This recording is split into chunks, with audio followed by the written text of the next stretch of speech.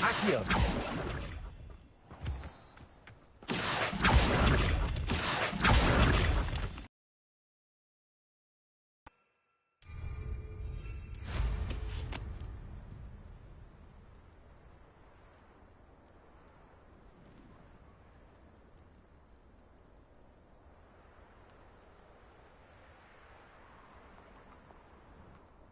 Revelio.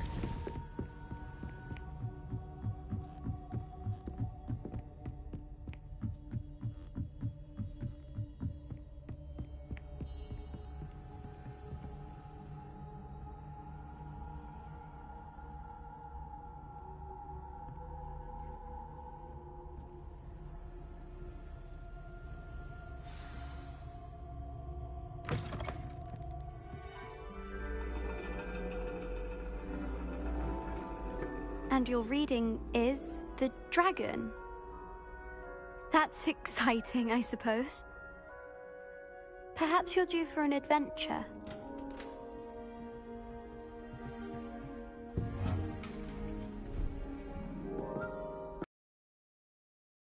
Professor Shah! Astronomy is not divination. You won't find the mysteries of the cosmos charted out on your palms or at the bottom of your teacups. Alas, the heavens remain hazy to the starry-eyed. Now, if you were to devote yourselves to persistent and painstaking observation, you just might catch a glimpse. With that in mind, please take your telescopes. Tonight we will be on the observation deck.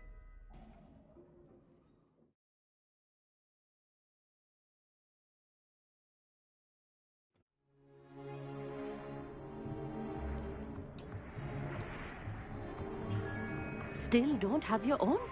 You can't be the new student forever, you know. You can share with Mr. Takar.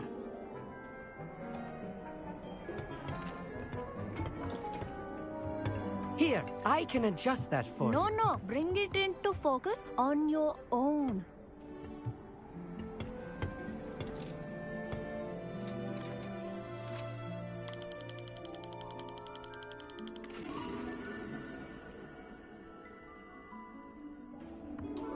Now, I expect all of you to put in your stargazing hours outside of class. Is that clear? But, Professor, it's freezing out. Mere cold didn't stop the great stargazers of the past. look only to the astronomy tables they erected throughout the Highlands, from which they gazed millennia ago on the very self-same stars above us. Is that clear?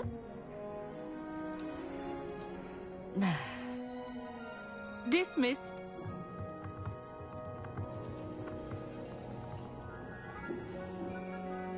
Oh, hello. I'm Amit. We met in potions class. I'm happy to report that we've yet to have any explosions in this class. Oh, hello, Amit. Nice to see you again. Did I hear Professor Shaw say that you don't have your own telescope? I have a spare one you could borrow for the rest of term.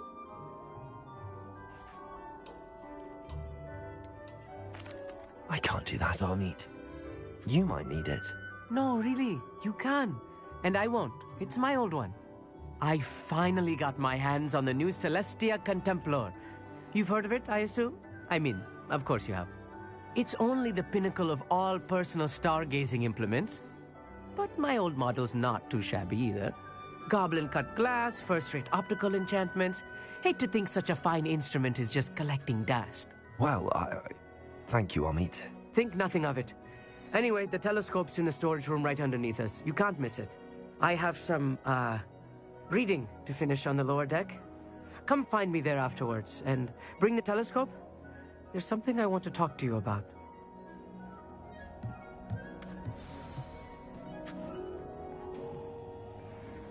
Tried to put off my stargazing as long as I could. A lot of good that did. How am I supposed to find Sirius when my hands are too cold to use a telescope? It's a dog, isn't it?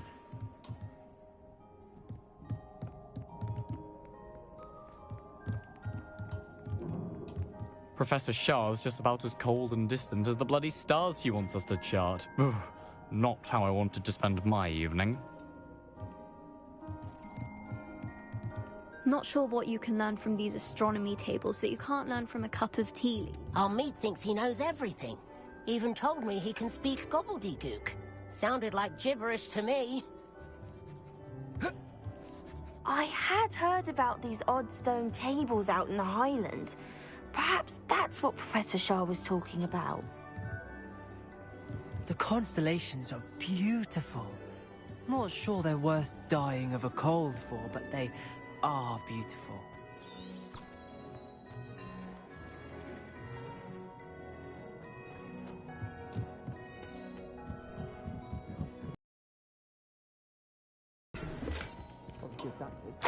This was his old telescope. Looks practically brand new.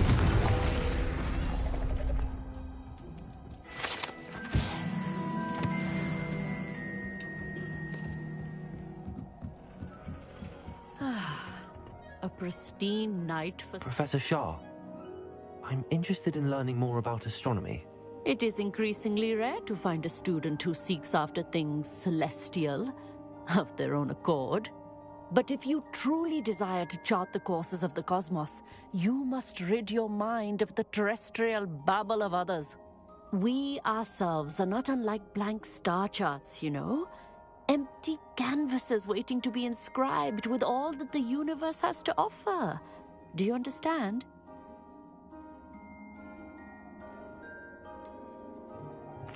Am I right in thinking you are unimpressed by divination? Of the many other so-called disciplines taught here, divination is perhaps the most feeble, especially in its nonsensical practice of astrology. Do not confuse astronomy and astrology. One is concerned with mysteries stellar and lunar, the other is mere lunacy. You mentioned astronomy tables earlier, in class. What were you talking about? Long ago, devotees of the astral arts set up stone slabs across the countryside. They are ideal for studying constellations near and far. For centuries, wizards made use of these astronomy tables for stargazing. Sadly, they have since become mere monuments to the intrepid intellectual pursuits of a bygone epoch. Thank you, Professor. I look forward to stargazing. I am glad to hear it. Should be a stellar night for it.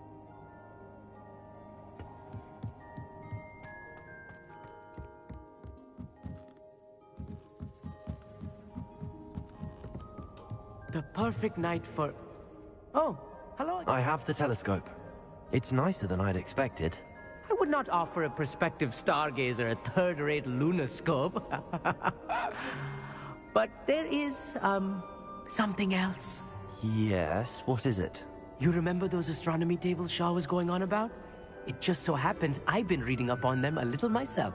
And it seems there may be one right here at Hogwarts. I believe we could use it to find hidden constellations. And you need someone to help find it. I do. Are you in? No one from the Gobstones Club will go with me. Said they'd rather get spit at by a stone than... Well, they are cowards. Let us get moving while the stars are still out. I'll show you how to use that telescope once we get there. I promise.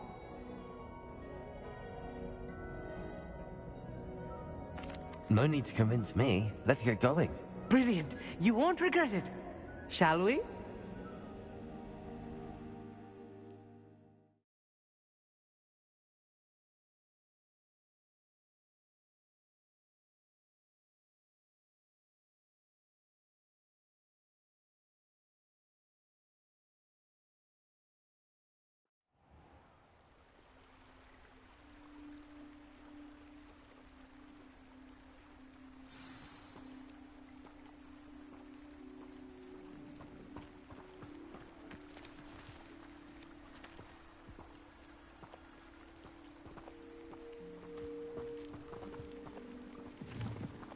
Lumos! Some say the locations of the tables were originally marked by centaurs for ritual stargazing. It is nice having a fellow stargazer to explore with. Happy to be here. It is good to leave the classroom now and then. It's not that creepy out here at night, is it? The Gobstones Club are cow. Here I am, charging ahead.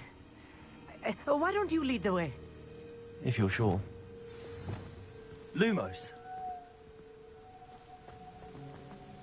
Lumos!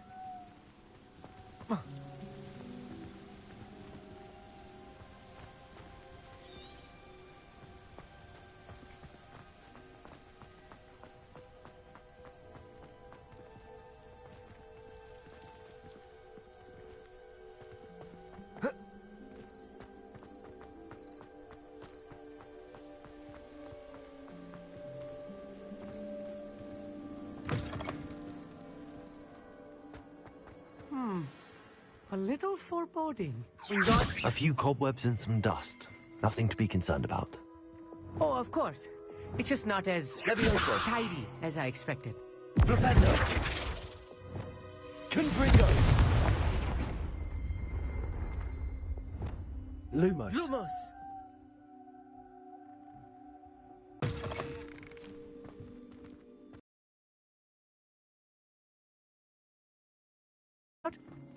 Oh no, not this close to school, I meet.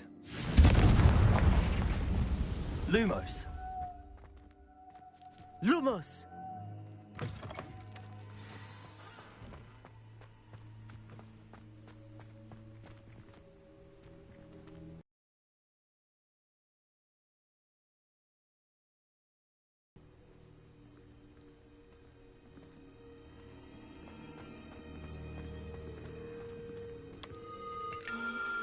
The constellation should appear near the center of your view.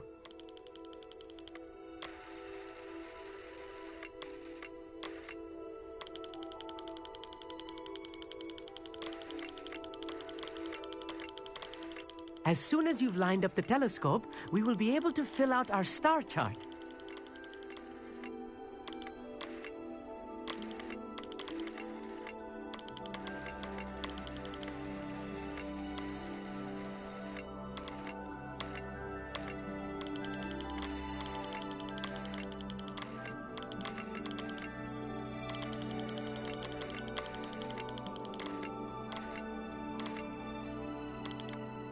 Stargazing is all about patience and precision.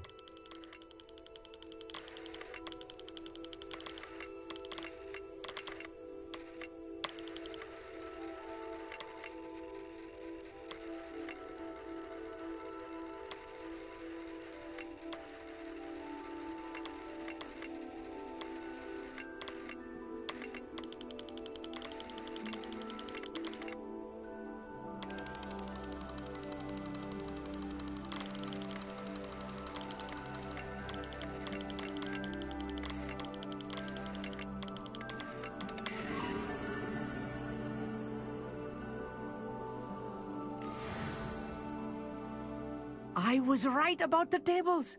They really are gateways to the far stars, just as the book said. And your contribution was invaluable. Rest assured, you shall be credited in my memoirs one day.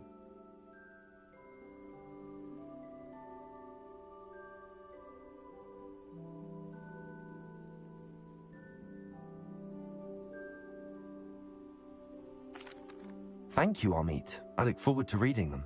And I look forward to writing them. This is only the beginning. You will find more tables like this one throughout the grounds and forest, all beckoning to be discovered by a worthy astronomer. And if I have ever seen one, it's you. Oh, and about my old telescope, don't bother returning it. You should keep it. That's quite generous. Thank you. You are welcome. It has goblin-cut glass and a gobbledygook inscription. I'm practically fluent in gobbledygook, you know. It's all in the throat, really, gobbledygook, you know, and how you pronounce your R's. Anyway, glad our adventure was a success. I will see you soon.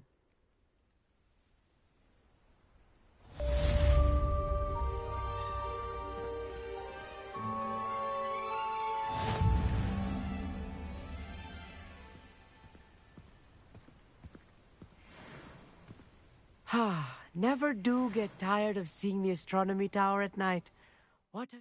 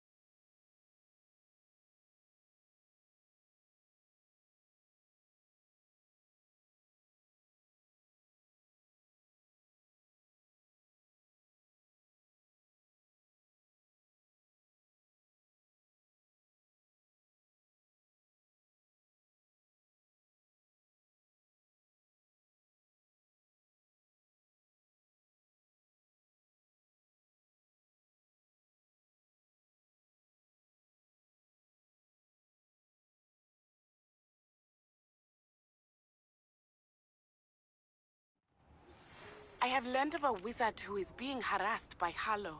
He may be able to provide the evidence we need to take Harlow down. We should speak with him together. Meet me at his home. I assume you have news regarding the goblin you mentioned. Why don't we meet at the map chamber to discuss that and our next steps?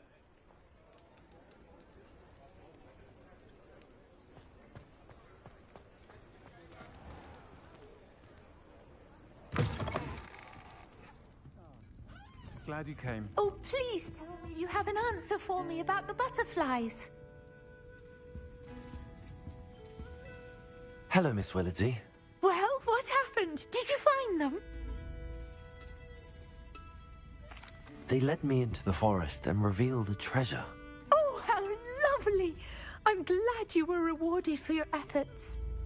Perhaps one day I'll be able to bring myself to go into the forest. For now, I'm happy simply knowing there's something so lovely to see, should I dare. I'm sure you had your reasons, but breaking into Alfred Lawley's home wasn't the brightest idea. Hello, Serona. I received your owl. How are you? Hello, my friend. Did you ever find Lodgok?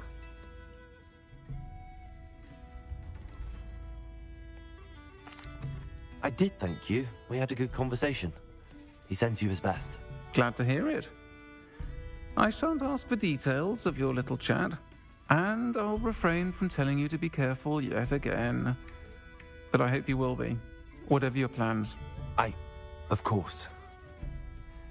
Your owl mentioned you're needing my help with something? I do. I thought you might be just the person to do a favour for my friend Dorothy Sprottle in Upper Hogsfield. I don't believe I've met Mrs. Sprottle. She's lovely. Her late husband Aidan was a friend of my father's. In fact, I'd stayed with Dot and Aidan the summers I waited tables here as a student. I've seen her a few times since Aidan passed, but the pub's been so busy lately, I've not been as attentive as I'd have liked. I wonder if you might pop in and see her. She may need some help collecting ingredients for her supply of Wiggenweld potion. And you could retrieve something of mine in the process. A box, full of old letters and such.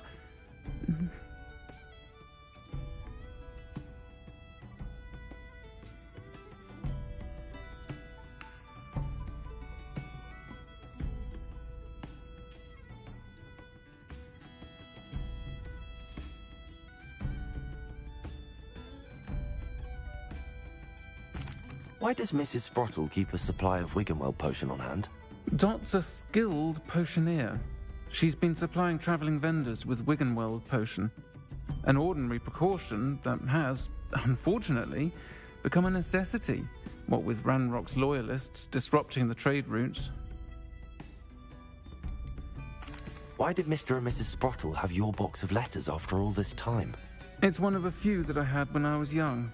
Dot found it when she was clearing out a closet. Can't imagine what's in there. Probably terribly theatrical. The ramblings of a teenage witch and her friends. You're welcome to take a peek inside, if you do find it. To be honest, I'd imagine it contains some lovely memories.